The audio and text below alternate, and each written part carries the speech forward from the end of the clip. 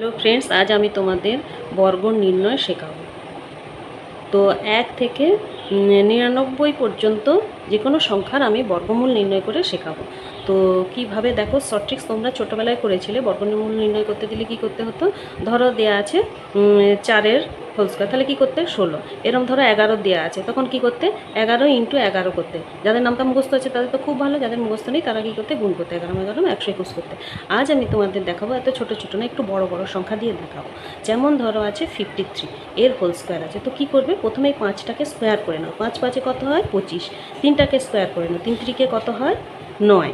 তো এবারে এই যে ভেতরে যে সংখ্যাগুলো আছে সেগুলো গুণ করে 2 দিয়ে গুণ করে দাও। তখন 3 5-এ 15, 15 দুগুণে কত হয় এই 30। তাহলে অ্যান্সারটা কী দাঁড়াবে, এটা অ্যাড করে দিলে এই 9, এই 0, 5-এ 3-এ 8, 2, এটা হয়ে গেল একটা। এইটাই 74 এর হোল স্কোয়ার। তো কী করবে, তাহলে একইভাবে করো। 7 7-এ কত হয় 49, 4 4-এ কত হয় 16।